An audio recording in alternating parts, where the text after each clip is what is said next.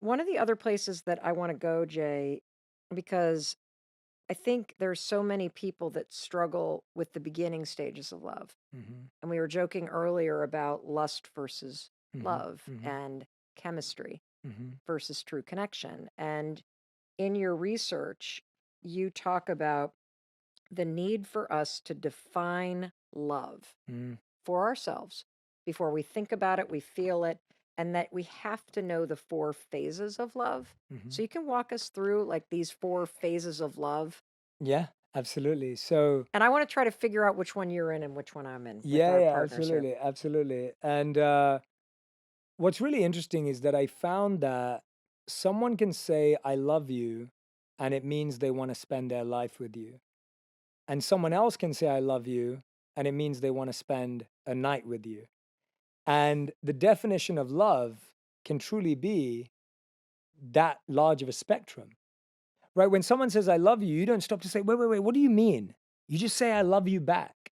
And what you forget in that moment is that you signed up to your contract of the word love, but they signed up to their contract of the word love.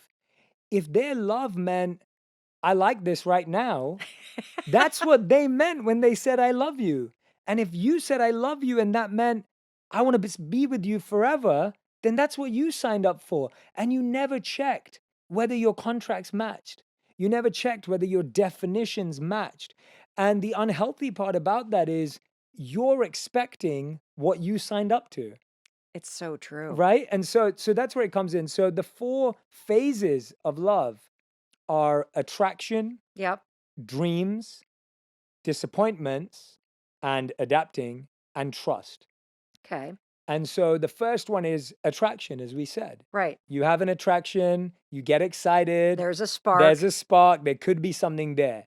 Now, if there isn't a spark on the other side, that withers away, it's Can we game just over. start Oh, right there? yeah. Because I think, especially, and again, mother of daughters Yes. and a son, but um, I'm more worried about it with our daughters. Mm, The attraction piece seems to flood everybody's ability to think. yeah. And what are like the red flags that this is the I love you tonight, don't text me tomorrow. And I have signed up for I love you means we're at least going to breakfast. Yeah. No, I'm serious because Yeah. as you think about the attraction phase, there Mm, has to be the spark. There has to be that moment where you're like, absolutely. I'd spend 200 hours with you, even though I don't even really know you right Hmm. now. Hmm. What are red flags for when you realize my concept of what I'm signing up for is very different than what this person's concept is? Yeah. So what's really interesting about the way I see red flags is I think a lot of people think red flags are things that other people show you. Mm, And for me, it's more about how strong your radar is and what you're looking for. okay. Because people just think, oh, someone's just going to show you all their flaws and mistakes. Very unlikely because most people walk into dating or meeting someone as a job interview. And so they're presenting their best selves. And so the way you know a red flag, the first one is the halo effect. You are giving them qualities that they've never shown you. Give So me an what I'll example. give you an example. If someone is attractive, you assume they must be trustworthy. If someone is smart or they went to a good school, you assume they must be organized at home. If someone is wealthy or famous, you assume they must be likable. So, what we're doing is we're giving people qualities they haven't shown us. Mm, If someone is kind in the moment, we think they must be kind all the time. We've never seen whether they're kind when they're stressed. We've never seen when they're kind when they're tired. We've never seen if they're kind with their mom, their family, or anyone else. They've just shown us one moment of kindness, and we've amplified that to be that they're kind all the time. Another red flag is something called the context effect. So, studies show that if you're holding a warm drink while on a date with someone, you're more likely to have warm feelings towards them. really? Really, we're that biologically simple. The context effect also refers to if you bump into someone at a wedding, you're more likely to think that could be the one because love is all around. No way. Truly, the context effect is also that when you walk out of a theater and you just watched a romantic comedy and they went off into the sunset happily ever after, you're more likely to believe you're going to bump into someone that you could do that with. So we have to be so aware of, are we actually with this person in environments that don't promote and flourish love, but in the realities of How life? the heck do you do that when your hormones are like going crazy? And yes, you've worked on knowing yourself Yeah. and what you love, but I just want to, Yeah. It's a great I want to question. just come back to this idea of in the attraction phase Yeah. where you're not thinking rationally. Hmm. How do you notice this in yourself? Do you start like bargaining with yourself? You start to notice that you're crossing lines with your own values. What would you counsel somebody to really pay attention to if they Yeah. continue to fall into a problem Yes. of making themselves available to people who are not actually available to you? Yeah. So the first thing that I'd look at is that person responding at the pace you're responding? Oh, Right? Is that person responding at the pace you're responding? Or are you constantly having to force, play games? Are you spending a lot of time in? So, what's really interesting about what you're saying is that the biology shows also that that spark we feel at the beginning, what we're really experiencing is excitement and stress at the same time. So, the excitement is, I think they're hot. The stress is, do they think I'm hot? yes.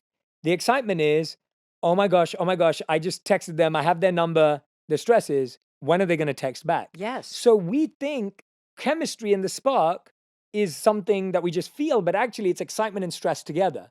And what's really interesting is that as you get to know someone better, the stress decreases Yes. and comfort increases. So we think the spark's gone, but actually you've just become more comfortable in their presence. Now, how does this answer your question?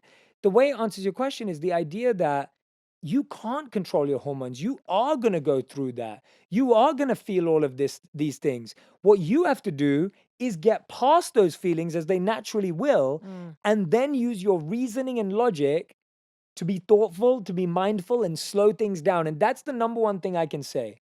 Slow it down. You will make better decisions when you actually take time to see the other person, but take time to reflect. mm, That you message them, but then you also take time again to slow down and say, I don't need to see them every day. I can see them once a week and see how this goes. And I think people are scared of doing that. And I want to validate your hormones are going to push you and take over, right. and you can't control that. Right. You can only control what happens when they finally calm down. And you can either look at that and go, oh, the spark went, or you go, oh, now I actually get to see. It's almost like it's been foggy this whole time, and Yeah. now the fog's cleared. Now I can actually see. So sometimes you're just waiting or hoping that happens quicker, and then you can actually see. So you could do two things. You can slow down the pace of a relationship emotionally, but you could spend more time with them to learn more about them in different scenarios. And I think this is one of the biggest mistakes we make. When we first see someone, we only see them in a very specific scenario. We see them on date night, we see them at a movie, we see them at a dinner. What about you see them with a few of their friends? What about you get to know them over an activity that puts you both in an uncomfortable situation? What about you go to an escape room? What about you go to a pottery class? What about you go to something where neither of you have any skills, but you get to try something new because now you get to see how they deal with new things? I remember the first time I took Radhi to an escape room, and we did a lot of activities when we first started dating and got together after we'd gone past the first few dates. And the escape room, she could tell that I am obsessed with figuring things out. I'm obsessed with time management, and I'm pretty intense to be with when we have 1 hour to get out of a locked room. And I'd be like, Radhi, come on, we got 55 minutes left. Like, we got to stay focused. Like, come on, okay, you looked at that. I'm like giving her all these directions, and she's just like, whoop de doo doo doo. She's just like bouncing around, and then she'll push something, and the trap door will open, right? Like, she's an amazing lateral thinker. And it was interesting because that's where I started to learn that I'm an intense, obnoxious person to be around. She got to see that. Thankfully, she still stayed with me. But the idea is you see so much more of a person if you do things with them that are not an interview. And I really believe that if your relationship starts as an interview, it will end like a rejection and a firing. Ooh. Because Ooh, hold what on, hold on. Did everybody hear that? If your relationship starts like an interview, it will end in a rejection or firing. And I keep thinking about this idea of slowing down, because if it's meant to last, you have plenty of time. Mhm. And the speed is what's going to make it break. Yes. Because of all the people that you have requested that I interview on this podcast, there is one person who you have asked for over and over and over again, Jay Shetty. I define love as when you like someone's personality, Mhm.